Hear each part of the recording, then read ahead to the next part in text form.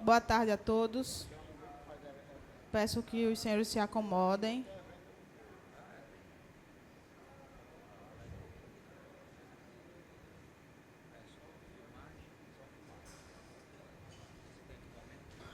Vamos dar continuidade. Já houve uma apresentação, né, pela equipe técnica pela manhã. Nosso tema de hoje é desenvolvimento urbano, certo? E aí a gente está nas discussões. Etevaldo.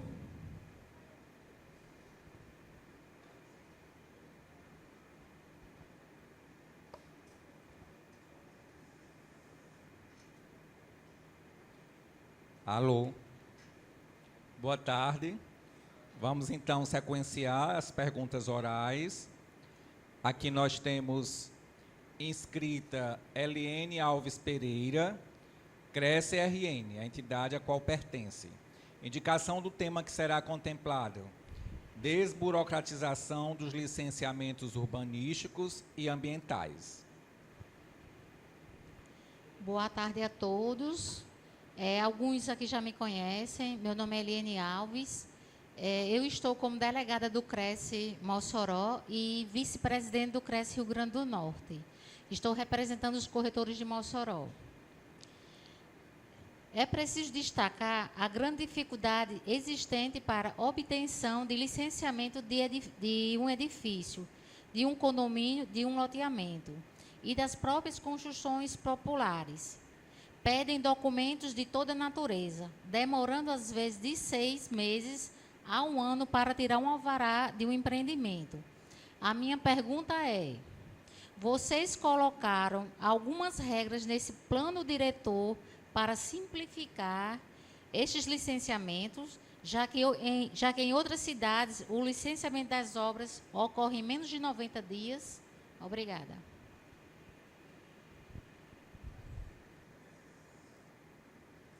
Bom, na verdade, a matéria do licenciamento urbanístico ele é regido principalmente pelo Código de Obras, né? Mas aí o plano diretor ele está instituindo novas regras e essas regras elas são mais fáceis de analisar e é premente que esse sistema ele fique um pouco mais rápido. Não é matéria do plano diretor, mas só para esclarecer, né? Anteriormente, quando os processos eram físicos, né, nós tínhamos muito tempo para um licenciamento. Hoje o licenciamento ele é todo automatizado, se dá de forma digital. Então, em média, em 30 dias, os licenciamentos são liberados, principalmente esses mais corriqueiros. Esses que demoram muito, eles são decorrência da complexidade do processo, né? Nós também estamos instituindo, na verdade, já está em funcionamento o alvará automático, né? Também temos o alvará de incorporação, que aglutina o licenciamento urbanístico de casas de interesse social, né? Em muitas ocasiões.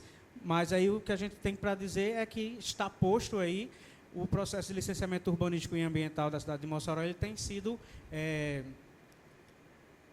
mais eficiente, né, nos últimos anos. E o plano diretor ele só estabelece as regras de avaliação, né, desses processos de licenciamento. O Código de Obras, que também é sugestão de que seja revisto, né, que seja republicado, também pode instituir regras, né, onde esse prazo seja diminuído. Mas o esforço público é que ele seja, né, o processo de licenciamento urbanístico, ele seja mais dinamizado também com essas regras. E tudo isso coadunado com o arcabouço legislativo a nível federal, né, que a ideia, né, do governo federal hoje é a simplificação dos processos públicos, através de que o empreendedor ele tem a livre ciência, né, responsabilidade pelas informações prestadas e cabe ao poder público a fiscalização posterior à emissão da licença, né? Então, isso já é estabelecido dentro do licenciamento ambiental e previsto também para o licenciamento urbanístico. Eu vou complementar a fala dele. Muito se dá hoje esse atraso decorrente dessa defasagem de tempo que ocorreu, né, esse time que não teve essas revisões das legislações, que é algo que a gente está tomando como primordial, né, desde que eu assumi a Secretaria de Meio Ambiente e Urbanismo, a gente tem tratado isso como uma prioridade, certo? E muitas das dificuldades que hoje a gente vive na prática é porque hoje não tem um instrumento dentro do plano diretor que que diz que pode, como deve ser feita a aplicação dessa utilização, ou o mercado desenvolveu outras metodologias que hoje não é abarcada pelo plano diretor.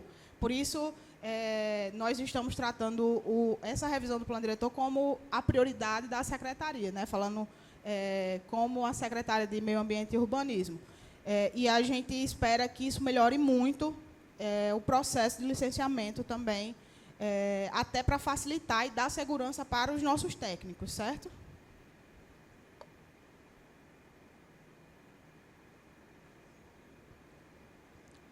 A próxima inscrita também é Eliene Alves Pereira, Cresce RN, a entidade que pertence, e o tema sugerido são sugestões de objetivos do plano diretor.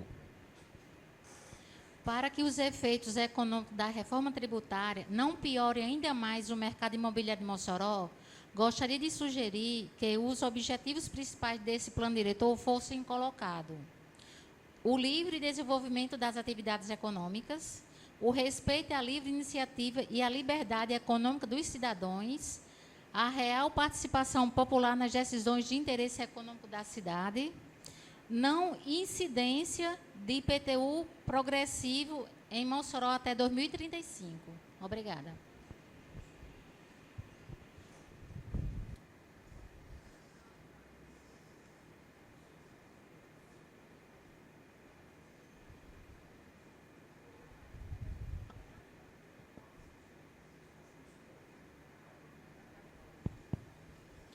Eliene, obrigada pela participação. Tudo que você citou já são princípios estabelecidos em normativas federais, né? Nós temos a lei de livre iniciativa e cada um vai de acordo com o objetivo do código, né? O nosso plano diretor ele é um código que, sobretudo, o foco dele é a função social da propriedade. É moradia, é participação, é planejar o território. Então, ele não se sobressai, compreendeu? De toda forma, são objetivos que, por já estarem previstos em outras normas federais a qual o município deve obediência, estão sendo observados também. De forma complementar, o Estatuto das Cidades ele já prevê a aplicação desse instrumento de indução de sociedade, de produção da sociedade, né? Produção imobiliária, né? Instrumento de indutor de uso social da propriedade, certo? Já está previsto no Estatuto das Cidades e é um instrumento válido, né, e aprimorado aí ao longo dos vários anos, desde 2001. A não incidência de IPTU progressivo ou da PUC pelos próximos 10 anos, né, sugerindo aí até 2035, vai incorrer na falha cabal do plano diretor, a exemplo do que aconteceu em 2006, uma vez que as regras foram implementadas, foram previstas no plano diretor, mas elas não foram regulamentadas dentro da produção do espaço urbano. Ora, se não há obrigatoriedade da utilização da infraestrutura instalada e potencial no perímetro urbano, não há finalidade para o plano diretor, né? Se deixar tudo livre para a livre iniciativa privada, o poder público ele fica restrito e refém da livre produção. E aí nós temos que a qualidade urbana desenvolvida, né, no município de Mossoró só tende a cair, porque os interesses vão ser privados e não coletivos.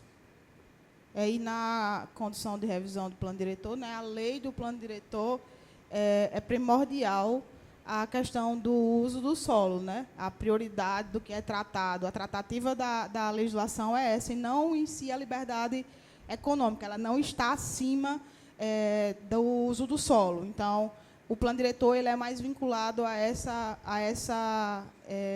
esse regulamento, né? Não a liberdade econômica em si. Não é que ele não esteja atrelado, ele está atrelado, mas ela não se sobressai em relação ao direito de moradia, certo?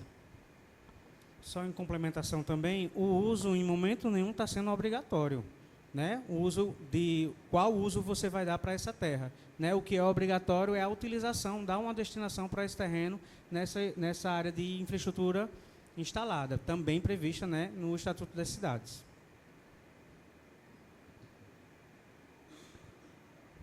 Ok. Dando sequência aqui, quem está inscrito é o senhor Antônio da Mota Neto Pitel Está aqui. Imobiliária Solimões.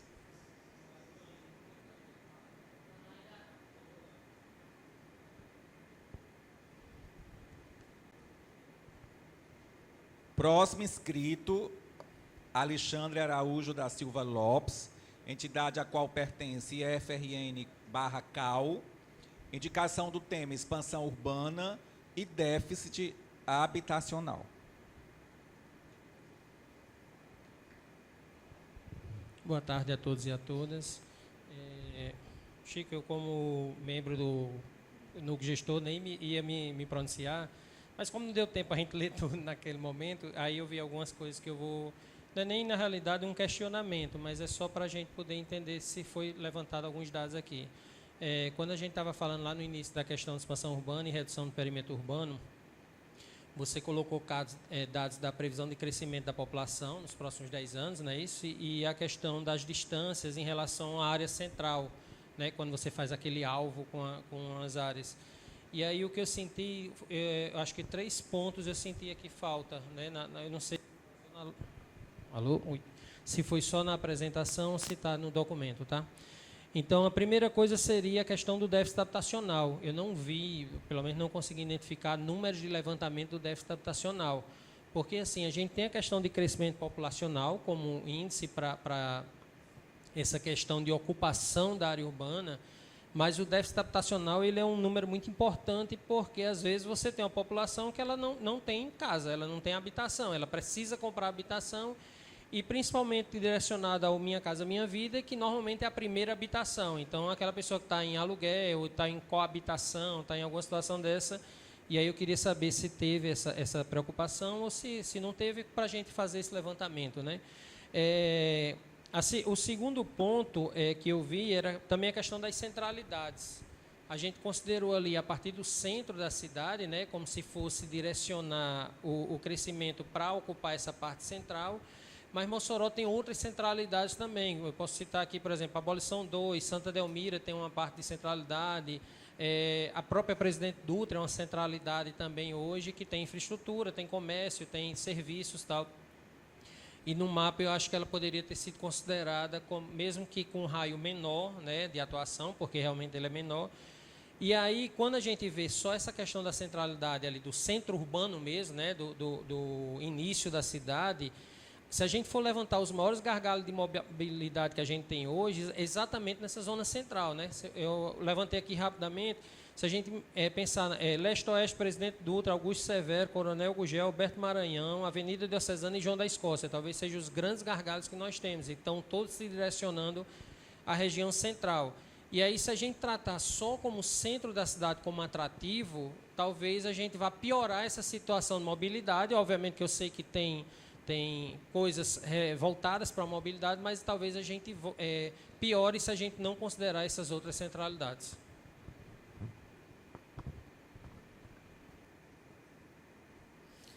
Agradeço pela participação. Você, como representante tanto do CAL quanto do IFRN, traz discussões muito importantes como essa, né? Você citou o primeiro déficit habitacional.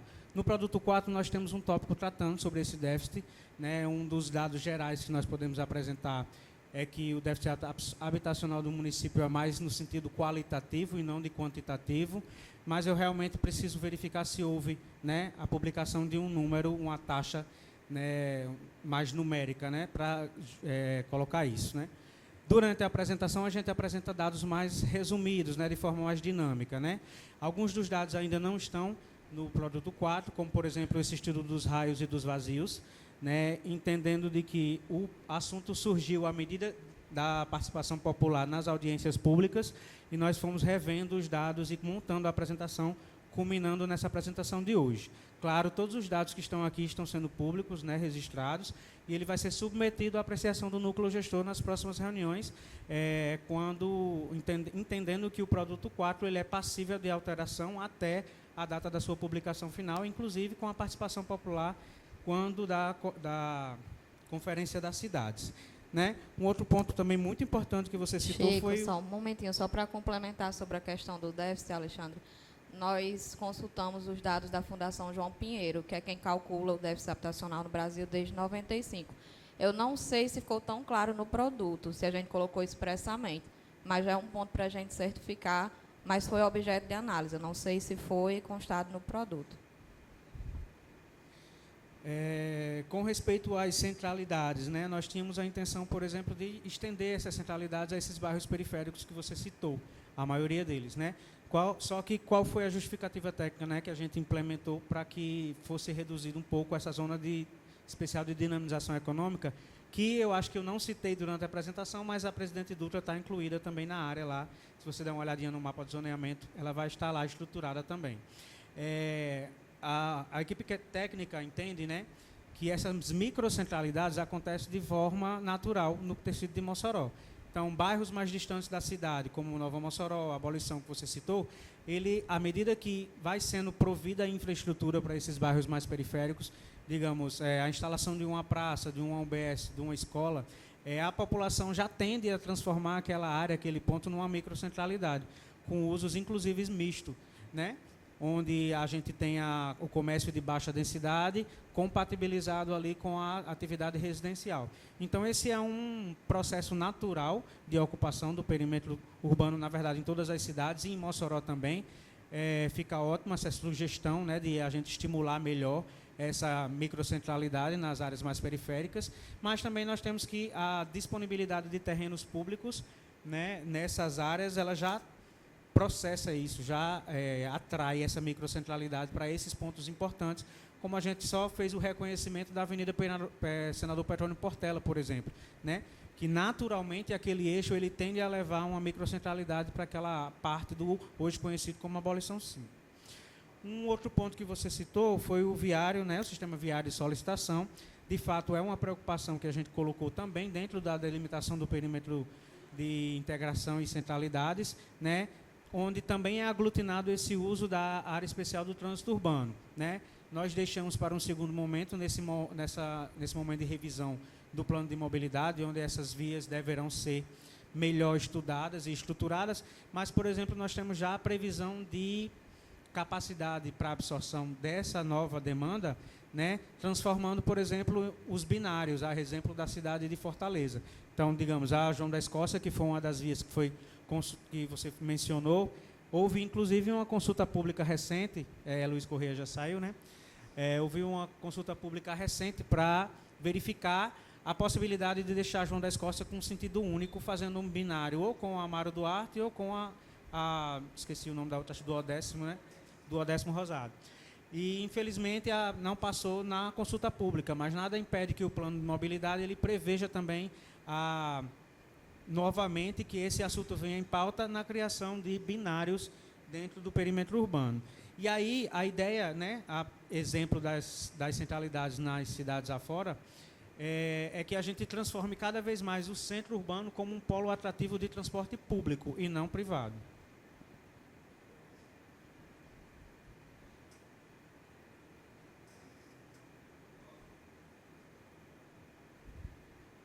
Próxima inscrição também é de Alexandre Araújo da Silva Lopes, e FRN CAL, e a indicação do tema de Alexandre é zoneamento do município. Pronto. O segundo ponto aqui, que eu também levantei aqui algumas dúvidas, é assim. A gente tem, em relação ao zoneamento da cidade, 2 pontos me preocuparam. Um é aquela questão dos imóveis especiais para preservação. Né? O plano deve, na realidade, se restringir às zonas especiais. Quando eu boto imóveis específicos, aí eu estou pessoalizando o plano, ele está ficando pessoal e não genérico, né?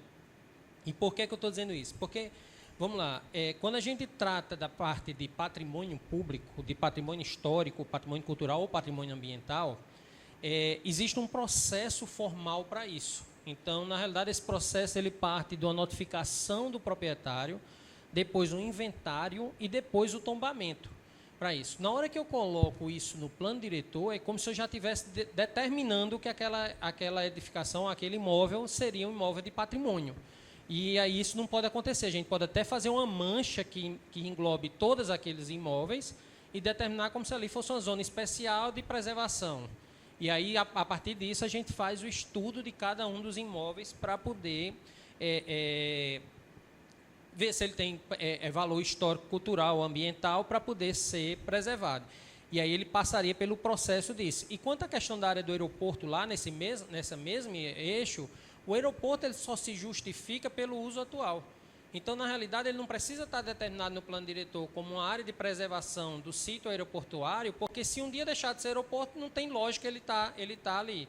E como sítio aeroportuário, tem leis federais que já garantem que as pessoas não podem construir perto da pista, coisas desse tipo. E a segunda zona é a zona especial de tecnologia e inovação. Entendo que ali tem um polo de atrativo para essa zona, mas eu não consigo entender, a gente tem uma zona desse tipo de tecnologia e inovação que não engloba também as universidades. A UERN, o IFRN, a UFES, então eu acho que tem que ter também naquela área, a gente pode ter zonas especiais ocupando 2 espaços físicos do município. Mas se a gente for parar para pensar em termos de tecnologia e inovação, hoje os grandes polos atrativos já instalados é o FESA, o UERN e IFRN. Né? Inclusive, por exemplo, não sei se vocês sabem, o IFRN tem uma das melhores incubadoras tecnológicas do Rio Grande do Norte. Né? Funciona lá dentro, tem planejamentos da UFES, a UERN deve ter também planejamentos nessa parte de desenvolvimento tecnológico, inclusive construiu vários novos blocos ali para o pessoal de ciência da tecnologia, ciência da informação, tudo que ali no início do campus. Então, eu acredito que tem que se pensar também nessa zona de inovação, também uma segunda zona, pegando esses instrumentos, porque são, de fato, estão trabalhando com ciência, tecnologia e inovação o tempo todo. Colocação muito boa, inclusive, né, falando sobre a Zona Especial de Tecnologia e Inovação. Exatamente, a gente já considerou, né, a possibilidade de fazer uma demarcação. De fazer uma demarcação, né, desses polos de ensino. A gente entende que, de forma sobremaneira, a gente tem uma população, né, universitária muito importante na cidade de Mossoró, e esses equipamentos eles são, sim, produtores de inovação e tecnologia. Nós também sabemos que vai ter o polo, né, um centro tecnológico da UFESA, inclusive. Então, a ideia da zona especial, da demarcação dessa zona especial de tecnologia e centralidade é simplesmente permitir uma área onde vão incidir incentivos fiscais. E isso é uma política pública relacionada e atrelada ao governo municipal, né? Como as nossas instituições de ensino já estão em outras esferas, a gente entende que elas naturalmente já são um polo atrator desse sistema. E, assim, a zona especial ela não é obrigatoriamente o único ponto da cidade onde esses polos vão ser estimulados, né? Lá é uma zona prioritária, entendendo que já existe uma infraestrutura potencial a ser instalada de apoio a essas áreas. Mas fica a sugestão, maravilhosa, inclusive, podemos submeter isso ao núcleo gestor, para que a gente crie uma segunda zona, por exemplo, de incentivo. Né? E aí, durante as políticas de incentivo, né, quando as políticas forem sendo aplicadas, a gente institui aí regras diferenciadas para os 2 polos, mas a sugestão é muito boa. Com relação aos imóveis de uso especial, a intenção não é indicar imóveis, a intenção é indicar usos especiais e prioritários. Nós temos uma assessoria jurídica, né, competente também dentro do núcleo, submetida ao núcleo gestor também para aprovação dessa tipologia. Essa tipologia já foi utilizada em outras cidades, né? Nós temos Recife, Salvador, Fortaleza, como exemplo de instituição desse mecanismo. Então, a letra da lei ela vai delimitar e instituir quais são as regras de aplicação. E também essa aplicação não deve ser arbitrária. Acredito que Mariana tem algo a complementar. Isso, porque o processo de tombamento ele leva um tempo, né? Inclusive, no Mossoró, a gestão já tem trabalhado há tempos nisso, porque a gente precisa fazer o inventário, né? Inventário, notificar. Então, para garantir que esses imóveis já sejam preservados desde a publicação do plano diretor, vai ter um zoneamento específico no que nós já temos de inventariado de forma prévia, né? Antes do processo de tombamento ser concluído. É uma forma de a gente integrar o planejamento urbano, né, ao meio cultural e também garantir que o desenvolvimento urbano não venha a ferir esses interesses culturais que nós temos no território. Com relação ao zoneamento, né, do aeroporto, realmente a gente não está fazendo o zoneamento, a gente está mantendo a lei existente no município e indicando que aquela área deve ser levada em consideração na definição do gabarito máximo, nas tabelas.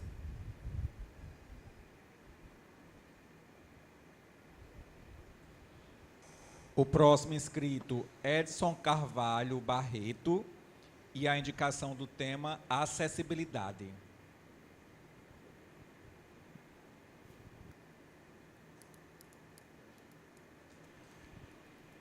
Boa tarde, pessoal. A minha participação não é questionamento, é mais a nível de sugestão, até porque hoje assim atuo como fiscal ambiental e urbanístico aqui na prefeitura, e no dia a dia da cidade a gente vai vendo algumas coisas que precisam ser melhoradas, né?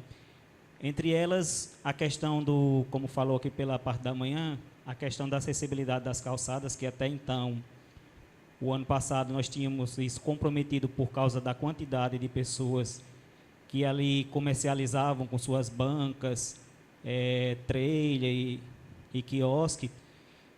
E, graças a Deus, a gente conseguiu resolver esse problema, mas quando você tira um defeito muito grande, termina aparecendo outros menores, mas como foi falado aqui, existe um cronograma de ação do poder público para melhorar a questão do nivelamento das calçadas. Mas a participação que eu queria fazer aqui, como sugestão, é a questão das passagens de pedestres. Eu não queria deixar isso só restrito ao centro da cidade, né? E também não sei se já está contemplado dentro do plano aí de ação da questão da mobilidade urbana. Mas seria, basicamente, né, resumindo, a elevação dessas passagens de pedestres. Um exemplo que a gente vê hoje na cidade aqui, é aqui em frente, quando você sai aqui da Estação das Artes para o teatro, aquela passagem de pedestre ali onde tem naquela meia-lua, ela já foi elevada. No Carrefour, isso já aconteceu. A Escola Pequeno Príncipe ali na Cobal também, por conta própria, eu acho que foi por conta própria, eles fizeram, e isso possibilita uma maior visibilidade, e quero aqui dizer visibilidade do pedestre como sinônimo de segurança para o pedestre. Então, colocaria isso aqui como uma sugestão. Eu acho que na Coronel Gurgel, isso não sei como é que vai ser essa reforma das calçadas, mas seria muito interessante se aquela parte da Coronel Gurgel, que há um fluxo muito grande de pedestres, seria muito interessante se a gente conseguisse fazer, tipo ali, quem conhece Fortaleza, Monsenhor Tabosa, que naquela reforma da Copa, se eu não me engano, toda a caixa da rua ela foi erguida, ficando ao nível das calçadas, e com isso o pedestre tem essa sensação de maior segurança. Então, eu dou essa sugestão para que, dentro desse projeto de melhoramento da acessibilidade dos centros, né, assim, do centro e desses locais onde há maior fluxo de pedestre, isso seja colocado como uma alternativa viável, né? E uma observação que eu faço também, né, na execução, é que ao se fazer essas passagens elevadas, né, não quero dizer faixa de pedestre, porque faixa de pedestre é só uma pintura, se conserve as sarjetas para que a gente não crie um problema na drenagem, né? Só a nível de sugestão mesmo. Bem, muito obrigado pela sugestão. E dentro do nosso plano de mobilidade que a gente está sugerindo, a gente já prevê essas questões do pedestre. O nosso primordial no nosso plano de mobilidade é priorizar o pedestre em relação aos transportes individuais. Então, dentro dele, a gente pode também colocar que nas áreas de trânsito urbano possa ser priorizado esse tipo de estratégia. Eu, como arquiteto, eu gosto muito dessa sugestão da faixa elevada, só que aí, com o pessoal da engenharia, a gente vai ter que ver se é viável em todo o local da cidade, né? Ver se ele não é rebaixado, para não haver alagamento naquela região. Vou passar aqui para os meninos da engenharia para falar mais um pouco. Essa questão da faixa de pedestre elevada, ela, para a engenharia, é um pouco mais complexa, né? Porque a gente precisa não só elevar a faixa de pedestre, a gente precisa ter toda uma captação e toda uma estrutura de drenagem para dar suporte a essa elevação. Por quê? Porque, historicamente, o centro da cidade ele não foi feito drenagem subterrânea, né? Então, a gente não tem captações suficientes, a gente não tem coletores suficientes para que faça essa destinação adequada da água da chuva. E aí, o que é que acontece? As vias elas foram dimensionadas como um canal. e realmente elas funcionam como um canal. A partir do momento que a gente faz uma barreira, que são essas faixas de pedestre elevada, a gente acaba piorando em muito a situação de alagamentos aqui no centro. Então, a gente, em consideração, a gente fez algumas pesquisas, buscou algumas soluções para essa readequação da acessibilidade do centro, mas a gente parou muito nessa questão de drenagem, porque o investimento ele sai do investimento em calçada e ele passa a ser um investimento elevadíssimo, e aí acaba que às vezes a gente não tem essa condição naquele momento de fazer esse investimento. Mas é uma solução muito boa para fins de pedestre, para fins de mobilidade do modo ativo, né, que é a parte de pedestre, é essencial. Bom, o plano diretor ele é mais no sentido de você direcionar, estabelecer diretrizes mais gerais, né, das formas de implantação. Ele não vai no micro, né, de dizer onde a faixa elevada deve ser implantada, mas a sugestão ela passa pela priorização, né, como o Cléder falou, para que a gente trate isso como uma diretriz geral dentro do município de Mossoró e não restrita às áreas, né, centrais, para que o tráfego de pedestre, a micromobilidade, a mobilidade ativa, seja todas elas, a acessibilidade, né, sejam todas elas entrelaçadas para que produza esse tecido urbano mais aprazível, né? Um dos conceitos principais que a gente está defendendo é o de fachada ativa, é de fazer com que o transeunte se sinta mais à vontade de estar no espaço público ao invés de estar no espaço privado.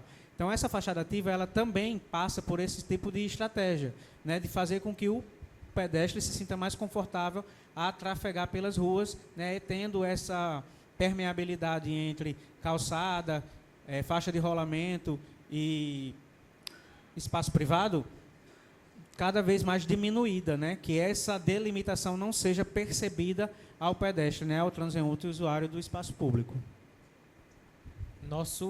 Só complementando, nos próximos anos a gente ainda tem um desafio muito grande que é justamente adequar as calçadas, né? A adequação das calçadas já é um desafio muito grande devido a essa complexidade e essa intervenção que é na frente dos imóveis. E aí a parte de travessia, acredito que será um pouco mais para frente.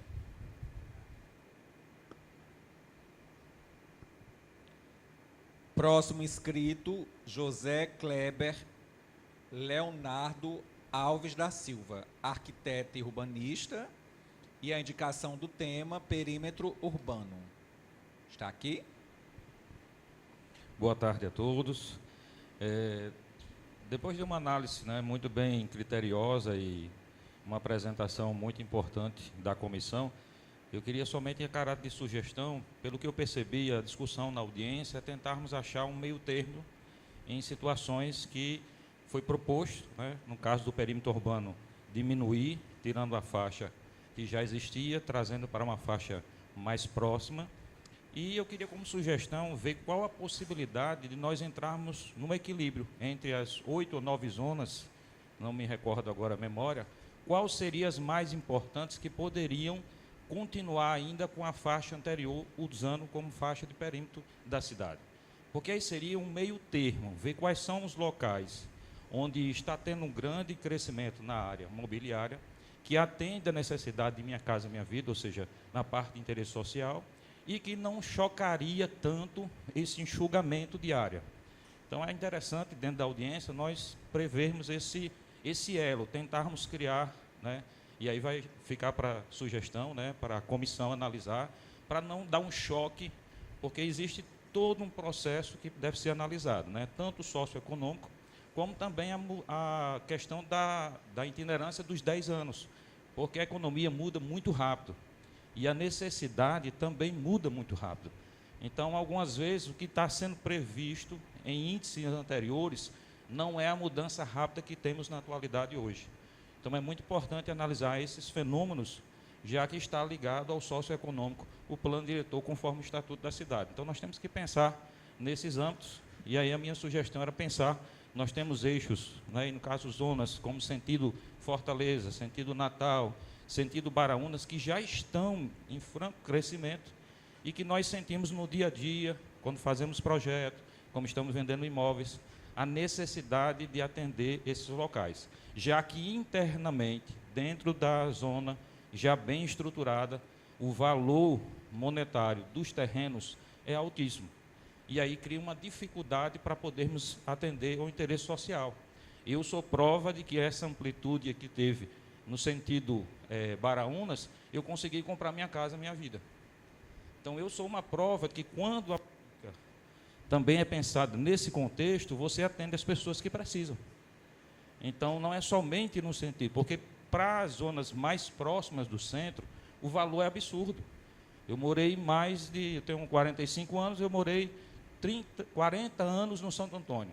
Um terreno no Santo Antônio hoje, ali próximo à UPA, é mais de R$100 mil. Um terrenozinho de 6 por 15, 6 por 18, 6 por 20. E aí fica inviável o construtor chegar, mesmo com a redução da testada, né, da parte, mesmo redução, não tem condições de oferecer a minha casa, a minha vida. Porque nós temos todo um critério de entrada, condições de pagamento. E eu sou muito grato, né, porque houve, né, em 2012, essa amplitude, ampliou, eu consegui e estou morando lá. Então, era uma sugestão, que eu sei do trabalho excepcional que vocês têm feito, e sei que é com muita seriedade, mas estamos realmente nessa discussão para criar um meio termo e chegarmos a um denominador comum e ajudarmos o crescimento da nossa cidade, no modo geral. Agradeço a oportunidade. Seja bem-vindo, colega arquiteto, professor, né, contribuições muito pertinentes. Nós estamos aqui, né, justamente fazendo isso, debatendo, apresentando em audiência pública quais são as proposições técnicas apresentadas para a população. Então, a ideia dessa construção participativa é justamente essa, de chegar ao meio termo da ocupação. Nós, como técnicos, temos algumas prerrogativas, né, de estabelecer essa proteção da qualidade urbana, né, necessária, e vocês, como participação, como técnicos também participando aí das audiências públicas, também trazem o ponto de vista, a perspectiva de vocês. Então, dentro do processo participativo já está sendo previsto isso. Todo esse material que está sendo discutido vai ser submetido ao núcleo gestor, vai estar em votação também durante a Conferência das Cidades, vai para a Câmara. Então, nós temos aí vários mecanismos de proteção dessa conversa, desse diálogo. Ontem, durante a nossa audiência setorial, nós tivemos a participação muito importante também de uma colega arquiteta que mencionou um dos mecanismos que poderiam ser utilizados para essa flexibilização. A nossa principal crítica é que foi instituída uma área urbanizável, mas ela não foi utilizada como urbanizável. Ela foi utilizada como uma área urbana, de fato, né, para onde o perímetro foi estendido. Então, a sugestão, né, que a colega deu, Tamara, né, foi que a gente instituísse uma regra de outorga onerosa do uso nessas regiões. Então, isso vai ser submetido ao núcleo gestor, submetido à aprovação pública também de vocês, e a ideia é que a gente chegue nesse meio termo em algum momento, né? A defesa técnica ela passa pela diminuição do plano do perímetro, mas está submetida também à participação popular. Professor, agradeço a sua contribuição, certo? Vou passar a minha percepção.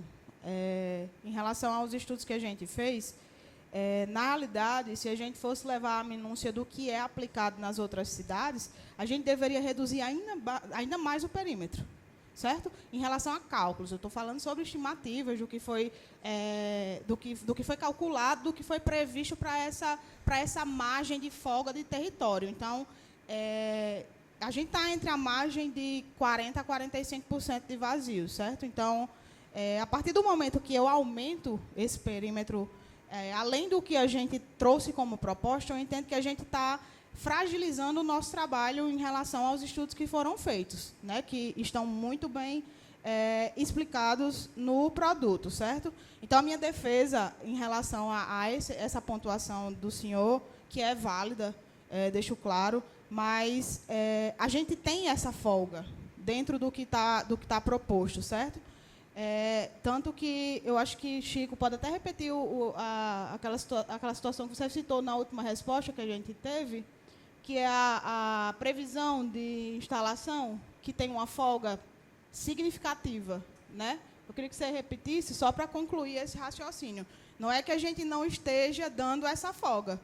Nas cidades que a gente estudou, ela varia entre 15% a 25%, essa margem de vazios para a ocupação, que é uma margem confortável para essa ocupação em 10 anos, entendeu? Então, nós estamos dando essa possibilidade de ainda manter esses 40% a 45% de vazios, né? Que varia muito, e a gente sabe, porque na prática tem algumas áreas que são destinadas para alguns fins que não é a moradia, mas a gente tem essa folga considerável. E aí eu queria só que você repetisse o exemplo. Só para fazer um adendo, né? A ideia é que não vai ter programa Minha Casa Minha Vida. Nós temos aí algumas estratégias para incentivo de habitação de interesse popular e habitação de mercado popular também dentro do perímetro. Então, a ideia é que tenha espaço e incentivos, inclusive econômicos, para a construção dessas áreas, certo? E aí os dados que a gente alcançou e recebeu, né, é que nós temos aproximadamente 7.200 hectares livres, né, dentro do perímetro já sugerido, né?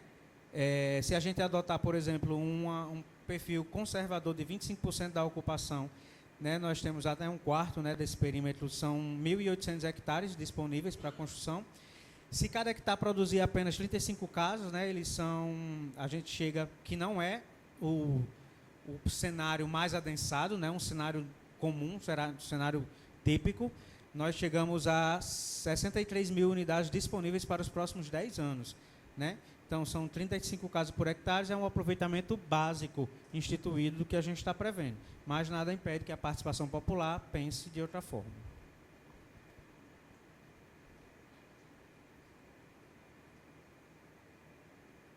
A próxima inscrição é de seu Reginaldo Forte de Amorim Filho, a entidade que representa CREA-RN, e a indicação do tema adensamento populacional. Boa tarde, pessoal.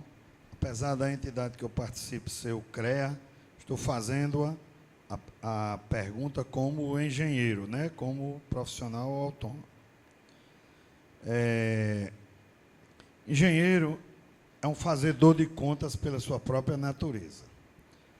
Então, segundo os dados que foram apresentados aqui hoje, foram 7.000 hectares de vazios urbanos, tá certo? Que tem hoje no município de Mossoró. Tem 6.000 habitantes, é a previsão de crescimento da população nos próximos 10 anos. Eu gostaria que, se eu estiver errado com esses dados, por favor, a equipe pode interromper, viu? Então, para 6.000 pessoas, a gente precisa de 2.000 moradias, tá certo? Nos próximos 10 anos.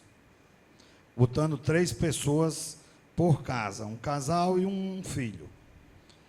Logo, em 60 hectares, a gente resolve o problema das 2.000 moradias que são necessárias para o próximo decênio, né? Logo, o seguinte, do meu ponto de vista de engenheiro, tá certo? Não é de representante de entidade nenhuma. Não se justifica, gente, o aumento do perímetro urbano sem que haja uma justificativa técnica muito bem fundamentada e com medidas e investimentos, acredito, seja do poder público ou seja do poder privado, que justifiquem o aumento. E eu até respeito o ponto de vista do amigo ali. Deve ser observado alguns pontos locais. Pode ser que tenha algum ponto que justifique naquele local, tá certo? Uma expansão. Então, diante disto, também não se justifica tecnicamente a exigência de ocupação compulsória nessas 7.000 hectares, gente. Não tem como nós não vamos poder atingir. Isso aqui é conta de engenheiro. É muito fácil. Tá certo? Então, eu acho que não justifica a exigência de ocupação compulsória, além dos limites já estabelecidos na lei anterior do plano diretor, o atual vigente, que é o da zona do centro da cidade, tá certo? Então, eu gostaria que comentassem sobre esses dados, se realmente tem fundamento, se eu me equivoquei em algum cálculo. porque eu fiz rapidamente também hoje aqui. Muito obrigado.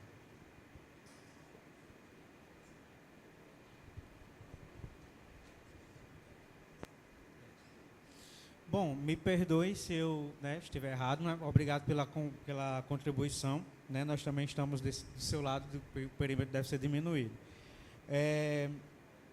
Eu não identifiquei uma pergunta propriamente dita, né? Mas aí o senhor comentou sobre a confirmação dos dados. Sim, de fato, a gente apresentou o dado hoje sobre o crescimento demográfico. Né? Nós chegamos, né, no cenário conservador, né, com apenas 20% de crescimento ao ano, chegamos a em torno de 5.621 habitantes no próximo decênio. Então, está bem próximo do número que o senhor comentou, que é 6.000, né, no decênio, nesse cenário conservador. No cenário mais otimista possível, nós levantamos, né, as estimativas de crescimento até 0,86%, e aí a gente chega ao dado de 24.916 habitantes nos próximos 10 anos. Né? Como o senhor falou, aí nós temos aí um déficit, né, habitacional, numa previsão, né, de 63 hectares, né, o senhor chegou. Nós estamos disponibilizando aproximadamente 7.000, né, hectares de disponibilidade de terra, e isso considerando uma ocupação não adensada, uma ocupação espraiada, né, sendo que também estamos estimulando através das práticas, né, de adensamento urbano, que essa ocupação seja adensada, seja sobreposta, seja trazida para mais no centro da cidade, né. Quanto ao valor, né, dos terrenos, infelizmente o plano diretor ele não entra nessa esfera, né, tendo em vista que ele deve ser um processo mais imparcial e impessoal possível. Né? A ideia é analisar tecnicamente a disponibilidade de terra, a qualidade da moradia que está disponível aí, e o mercado ele tende a se ajustar quando, né, a lei, ou se a lei for publicada. Reginaldo, sobre a sua pergunta com relação aos instrumentos indutores do uso, né, na aplicação, nós havíamos discutido na primeira versão do produto, que foi submetida ao núcleo gestor, de aplicar em todo o território, né? Mas aí no núcleo gestor foi feita a apresentação por parte de vários membros, no sentido de que deveria se limitar à zona central e de adensamento. E isso já foi corrigido, o produto inclusive foi publicado já com essa correção.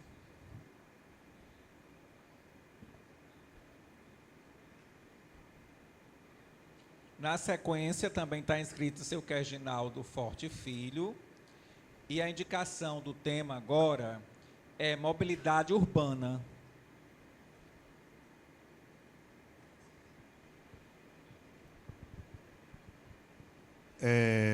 Com relação à mobilidade urbana, existem vários limitadores pela infraestrutura das cidades para o seu adensamento. Tá certo? Um deles, além de água, esgoto, energia, etc., existe a mobilidade urbana, que é um limitador desse adensamento. Como participante do outro plano diretor, representando o Sinduscon naquela época, queríamos adensar o bairro da Nova Betânia, tá certo? E, diante daquela insistência nossa de adensá-lo com vários índices, como tinha em São Paulo, Natal, etc., nós nos deparamos com os fundamentos técnicos daquela equipe técnica daquela vez, como vocês, que ele nos mostrou uns dados, tá certo? Que a Nova Betânia não poderia ser adensada além dos limites que a gente estabeleceu naquela época, tá certo? Por conta da mobilidade urbana. E eu tenho esses cálculos, esses estudos que eu consegui resgatar daquela época, nos meus estudos, né? Então, inclusive, eles nos convenceram que os bairros que poderiam ser adensados em Mossoró, tá certo? Os ideais para serem adensados, era nesse outro sentido de tráfego. Ou seja, seria Bom Jardim e ali 12 anos, né? Nesse sentido. Ou seja, até no máximo a Avenida Diocesana seria o ideal para ser adensado.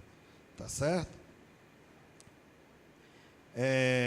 Então, eu gostaria que comentassem sobre esse adensamento proposto para vocês na Nova Betânia, por vocês na Nova Betânia, além da Avenida Diocesana, bem como no bairro Bela Vista, cuja capacidade de acesso é ainda pior. Enquanto aqui a gente tem 4 vias subindo, que multiplicado por 2 vias de tráfego dariam 8 vias, lá hoje nós só temos 2 vias de acesso ao bairro Bela Vista. Muito obrigado.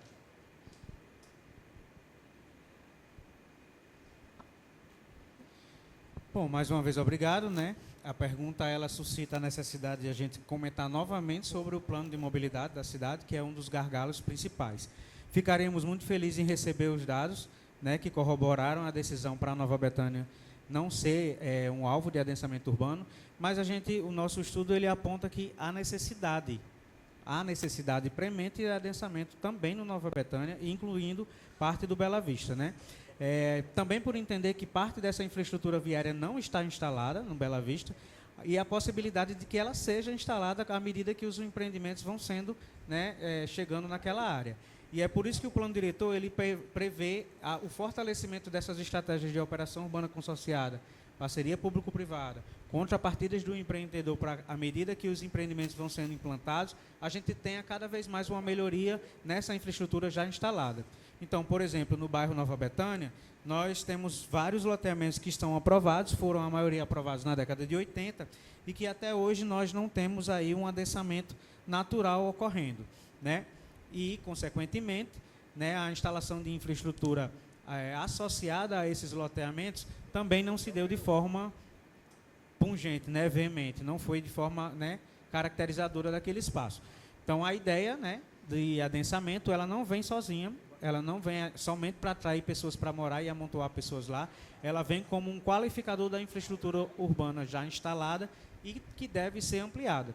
Então, o plano de mobilidade ele vai trazer de forma importante essa capacidade de absorção, né, dessa população potencial, né, que está sendo prevista para aquela área, né, com a priorização de transportes públicos coletivos ao invés do transporte público, né, privado, a criação de binários, né, corredores de tráfego binários, né, ali dentro, um sistema que você não dependa somente de uma via de entrada e de saída, mas que você também preveja a estruturação de grandes vias, inclusive paralelas às BRs que nós temos hoje, né? Nós temos um problema recorrente, por exemplo, ali para acesso na região do Rincão, que o único acesso que tem para lá é a BR-110.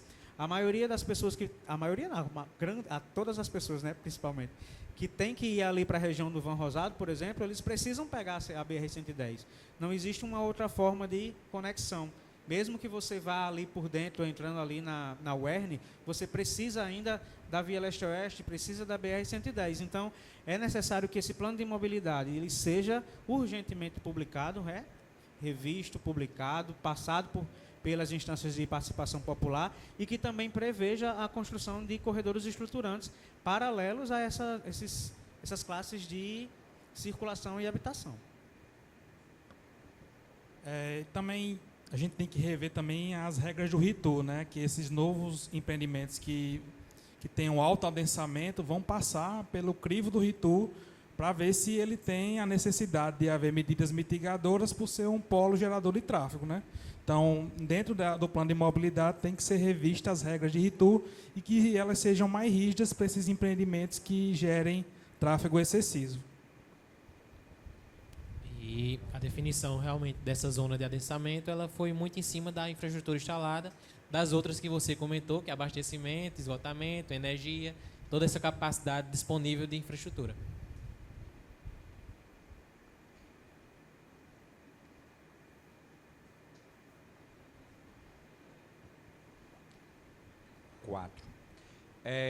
Na sequência, está inscrito o senhor Cleito César F. Nunes, entidade advogado, sexto ofício de notas. A indicação do tema de seu Cleiton é redução do perímetro urbano. Está aqui?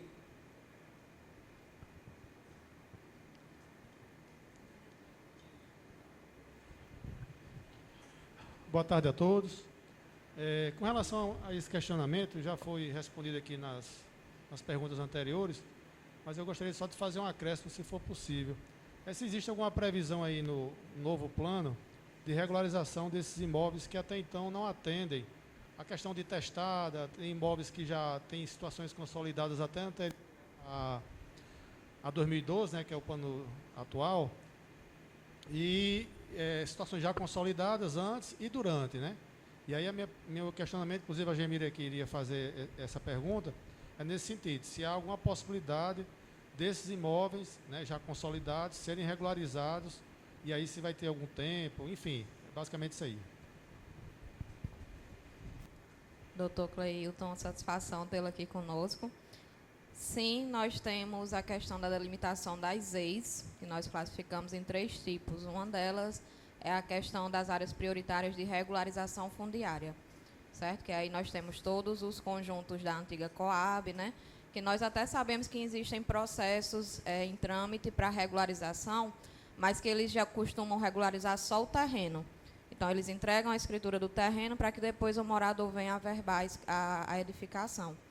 E também há um capítulo específico no produto 4 sobre a regularização edilícia, principalmente dos imóveis situados no centro, que aí tem flexibilização nos parâmetros de recuo, uma série de parâmetros urbanísticos que estão sendo flexibilizados.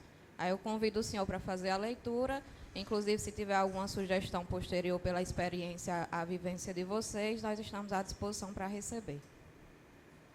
Perfeitamente colocado, né?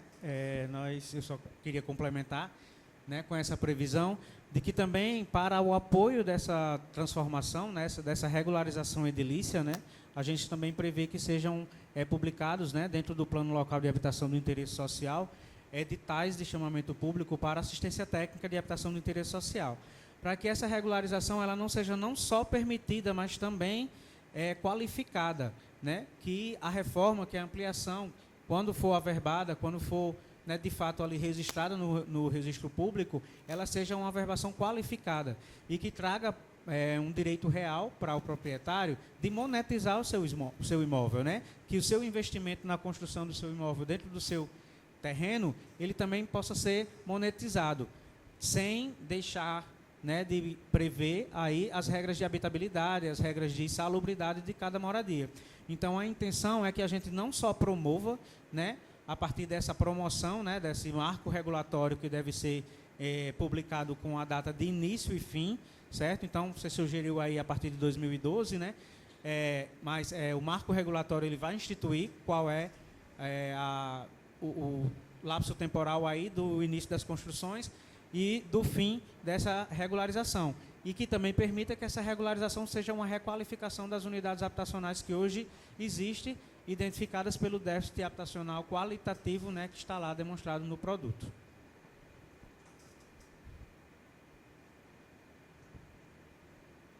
O próximo inscrito é o senhor Argemiro Avelino. É a mesma? Ok.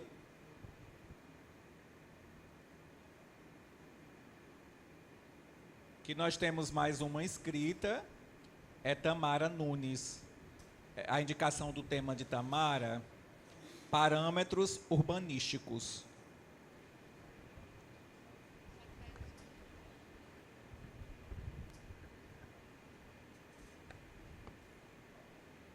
Boa tarde, me chamo Tamara Nunes, eu sou arquiteta e urbanista e eu quero fazer algumas observações sobre os parâmetros urbanísticos, principalmente da zona de integração e centralidade. Como eu falei ontem, eu não tinha tido acesso ao produto ainda, eu dei uma lida mais superficial, então tudo que eu vou falar aqui é meio ainda muito superficial, que eu entendo a intenção do plano em geral, que é limitar o perímetro urbano e mudar essa lógica tão presente em cidades, principalmente médias, de espraiamento urbano. E concentrar essa ocupação nas áreas centrais, que justamente são as mais dotadas de infraestrutura. Só que, em um primeiro momento, quando eu olhei os índices urbanísticos, eu tomei um certo susto, porque o que eu entendo, né, quando eu olho os parâmetros urbanísticos, que o coeficiente de aproveitamento dessa ZIC, ele começa no básico 3 já, e pode chegar até 6 com a outorga do direito de construir. E eu entendo isso como uma espécie de incentivo para que os empreendedores venham a construir, né, nessas áreas mais qualificadas de infraestrutura. Só que eu também me assustei com esses incentivos, como o uso mais prioritário para essa área é o uso misto, é também ter tido a flexibilização sobre a taxa de permeabilidade. A taxa de permeabilidade ter sido zerada. E aí me preocupa porque é uma área que já é muito permeabilizada. E a gente entende que a taxa de permeabilidade no lote é justamente essa contribuição do lote para garantir uma melhor drenagem urbana nessas regiões. Então, eu queria só mais esse questionamento inicial mesmo. Eu ainda vou refletir mais um pouco, mas foi essa a minha primeira preocupação. E aí, nesse sentido, também, é entrar na questão, porque essa área ela está delimitada nessa área mais central, um trecho do 12 anos, um trecho do BH, é nessa área, né? E é uma área que tem já uma ocupação mais tradicional, com uma população mais idosa. E eu queria saber quais os mecanismos que estão sendo previstos pelo plano diretor para evitar, por exemplo, se essa ideia vier dar muito certo, consequentemente, no futuro, essas áreas vão sofrer pressão por substituição de população. Quais os mecanismos para impedir que essa população venha a ser substituída? Ótimas colocações e complementos. Você está convidada a participar, passar lá na CEMURB, né, para levar as suas considerações sobre os quadros urbanísticos, né? De fato, a gente não apresentou aqui os quadros com os parâmetros urbanísticos, né, tendo em vista a necessidade de diminuição do tempo de apresentação. Mas eles estão lá no produto 4, né, e estão disponíveis para consulta. Sim, a intenção da zona de integração e centralidade é realmente adensar. Os coeficientes de adensamento eles foram pensados justamente para atrair essa população e permitir que essas áreas elas sejam adensadas. E, mais uma vez, sim, a intenção é que os empreendedores façam investimentos maiores, né, cada vez maiores nessas regiões centrais. Por isso, o coeficiente de aproveitamento máximo é tão alto. O coeficiente de aproveitamento básico ele ficou ali ao redor de 3, né, justamente porque o plano diretor anterior ele já estabelecia isso para o uso não residencial, certo? Então, ela é 3 para uso não residencial, permanecendo, né, no anterior, a gente tratando ele como um ponto de partida e aí podendo chegar a 100%, né, a dobrar esse índice de aproveitamento máximo. Também você falou sobre permeabilidade, nessa questão do adensamento com a permeabilidade. O plano diretor de 2006 e a revisão de 2011, ele já permitia que os usos, né, não residenciais fossem de 100%, de ocupação de 100% do lote na região central. Primeiro, entendendo que é a região onde existe maior disponibilidade de drenagem urbana. Claro que essa rede de drenagem ela precisa ser requalificada, né, cada vez mais pela equipe da prefeitura, tendo a oportunidade de também ser melhorada nessas questões de empreendimentos, né, com a implantação dos empreendimentos. E aí a gente entende que a permeabilidade ela é um fator, né, importante nessa contribuição, né, mas também nós temos que hoje temos técnicas, né, de projeto arquitetônico, técnicas de engenharia, que também são formas, né, de promover a permeabilidade, de promover a diminuição da carga de chuva, de promover um solo mais infiltrável, né, e um gerenciamento melhor dessas redes de drenagem superficiais, que podem ser resolvidas no projeto. Por exemplo, a gente aumenta a ocupação, mas ela também dá a possibilidade de você fazer um pátio interno, uma calha, né, de drenagem, as famosas piscininhas que também poderiam ser implantadas, né? Os jardins drenantes também, a gente entende que tem uma série de, hoje, né, estratégias de engenharia que podem corroborar para esse uso de permeabilidade. Você quer falar? Isso aí também passa esses empreendimentos que a gente vai dar uso. Só deixar registrado que a gente teve uma queda de energia, certo? Nós paramos o tempo. Peço só que ligue aqui o projetor, por favor.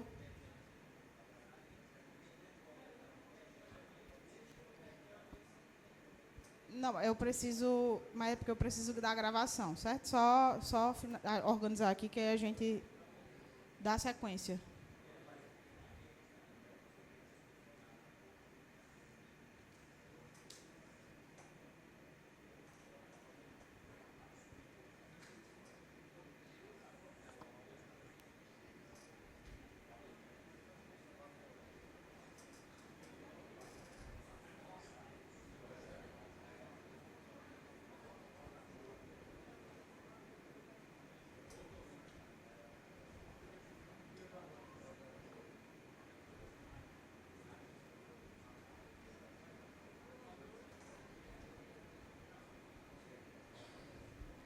Pessoal, a gente vai retornar, certo? Eu tinha parado o tempo e aí a gente vai voltar a contagem. Eu peço só que os senhores voltem aos locais, se acomodem, certo?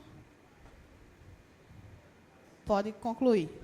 Pronto, continuando o raciocínio, nessa questão do adensamento nos centros, a gente também está prevendo que as regras do WAVE sejam atualizadas também e que nela contenham a mitigação dessa parte da drenagem. Então, revendo essas regras, essas aplicações para esses empreendimentos, a gente também pode mitigar essa questão do adensamento mais profundo no centro.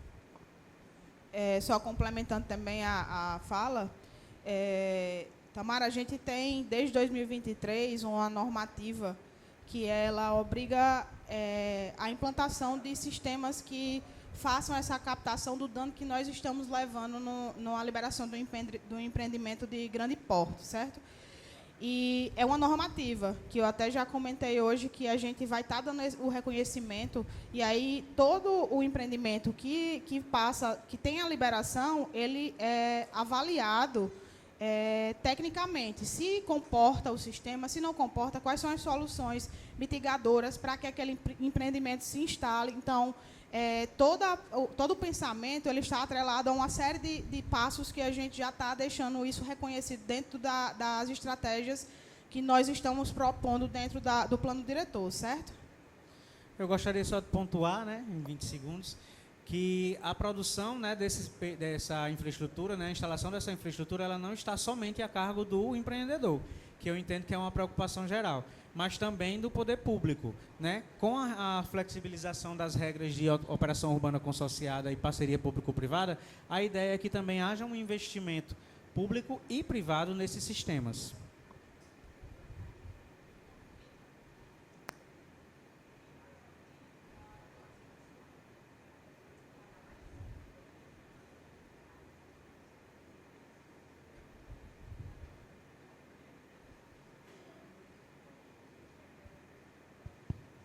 Pessoal, as intervenções já foram concluídas do que a gente coletou pela manhã, certo? E aí, como eu tinha falado, eu vou dar a possibilidade de quem não fez as 2 contribuições ainda, se quiser se inscrever, eu vou dar mais 10 minutos para fazer a inscrição, certo? Somente quem não fez a participação as 2 vezes. Aí eu peço à equipe que tenha essa atenção, por favor, quem quiser participar. Chico, só o tempo. 10 minutos. E aí, quem não fez nenhuma pode fazer as 2 contribuições, certo? E quem já fez uma somente pode fazer mais uma inscrição.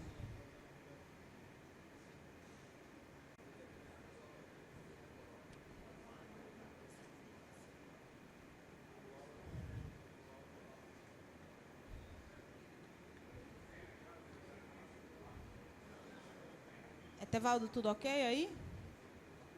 Vamos retomar, eu vou passar a palavra para Etevaldo para ele dar sequência. Só reforçando, sem interrupções, certo? Vocês podem se manifestar em 5 minutos. Concluído, a equipe técnica passa a defender, a esclarecer o questionamento que foi colocado, certo? Certo. Então, dando sequência aqui, nós temos a inscrição de seu Ezequiel Cândido da Silva, da Primos Empreendimentos. Agora aqui ele faz a mesma questão que a anterior, aliás, a temática é a mesma que já citou, delimitação do perímetro urbano. Porque não tinha observação de ser outra temática diferente? Isso, é só uma pergunta. É outro questionamento ou é a mesma situação que foi colocada inicialmente? Tá, perfeito. Perfeito. Ok. Boa tarde a todos. Dando continuidade lá ao questionamento, eu primeiramente precisava tirar uma dúvida em relação às coordenadas que delimitam o perímetro urbano.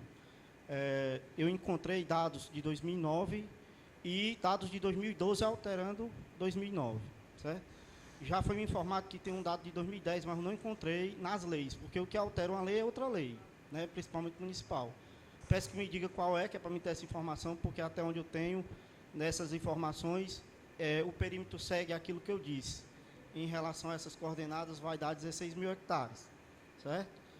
E, continuando em relação ao avanço ou diminuição do perímetro, como teve ajustes pontuais, que até o colega tinha falado, que poderia chegar no meio termo, já que se passaram desde 2012, né, nós temos aí alguns anos que passaram e não teve mais aumento do perímetro urbano, quando você também não aumenta, você está segurando aquele perímetro ali e as áreas vão avançando, as construções. Então, não crescer também é uma forma de ficar pequeno, né, de manter ali. Então, eu sugiro que, da ideia do meio termo que o colega falou, que pensassem também, pelo menos não alterar, porque desconsideraram totalmente a área de expansão urbana, desconsideraram, e consideraram só do perímetro e ainda fazendo ajustes, entendeu? Se você não mexer no que já está, já é uma contenção, né, desse espalhamento da questão do crescimento, né, para se manter ali próximo dos equipamentos públicos. Eu agradeço novamente a oportunidade. Obrigado.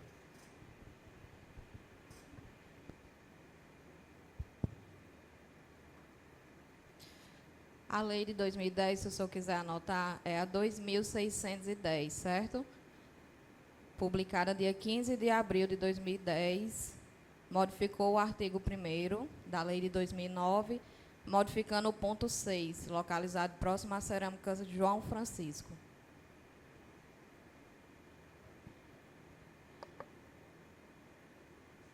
Oi. Só em complementação, né, a apresentação ela não apresentou, né, nós não mostramos todas as leis de alteração de perímetro, certo? Existem várias, né, algumas fragmentadas, inclusive.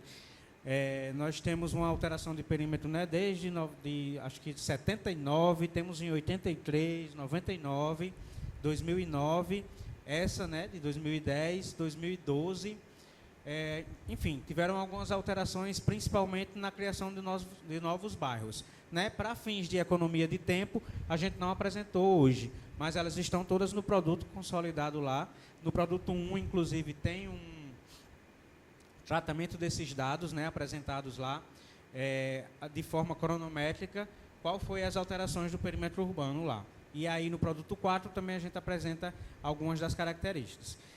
Sobre a manutenção do perímetro, a adoção do perímetro sugerido, como a gente já vem falando aqui recorrentemente, cabe ao processo de participação popular, cabe ao processo de aprovação do plano, que isso seja efetivado ou não, mas a justificativa técnica está aí. Né? O diagnóstico técnico já está publicado, está posto. Né?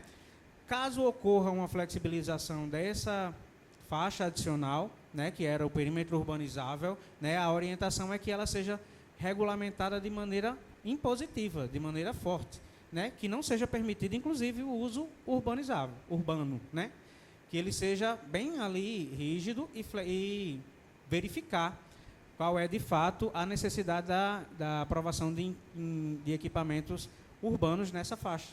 Né. Então, claro que tudo isso está sendo submetido à participação popular, vai ser submetido ao núcleo gestor. Nós estamos convidando vocês também a apresentar dados, né, que possam fundamentar essa justificativa técnica e vamos fazer parte do processo. Ezequiel, né?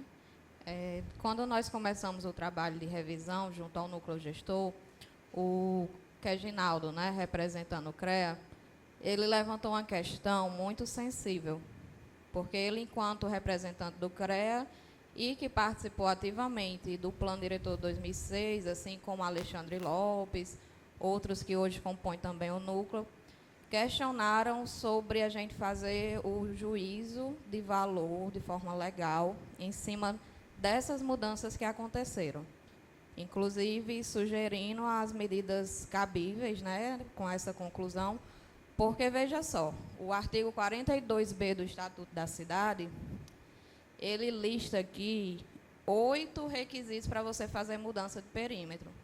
Uma série de projetos, uma série de participação social, e essas mudanças que aconteceram, me corrijam se eu estiver errada, né, que Reginaldo, eu não estava à época, mas os que são ativos e simpatizantes do assunto, que estão presentes, disseram que não houve essa consulta, não houve o devido processo legal.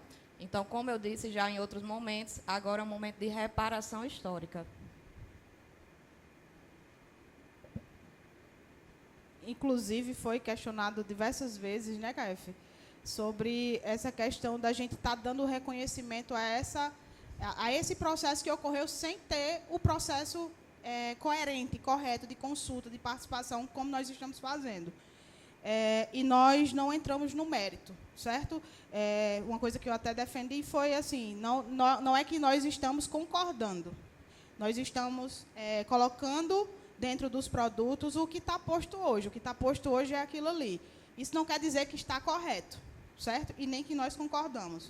Por quê? Porque não teve avaliações técnicas para alteração do perímetro que precisa ter, conforme nós fizemos aqui.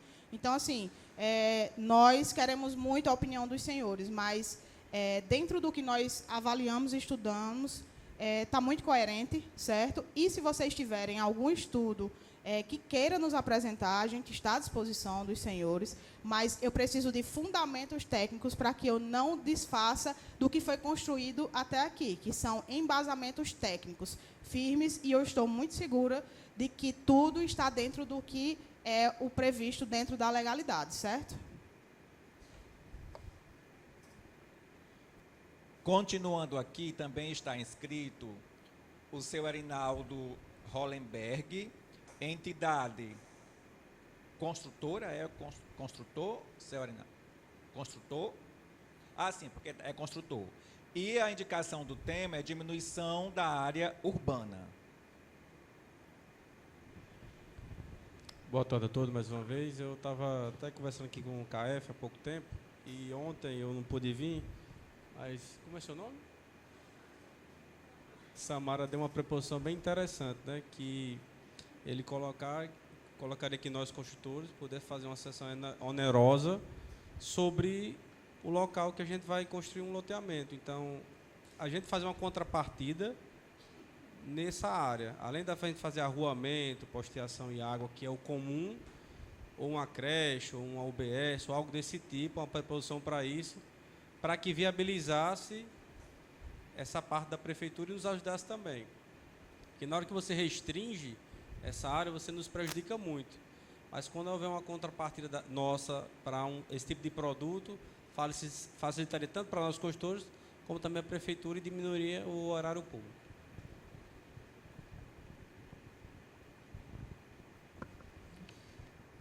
Como é seu nome mesmo? Rosenberg? Hollenberg. Ontem a gente teve essa contribuição de Tamara ou é Tâmara? Tamara.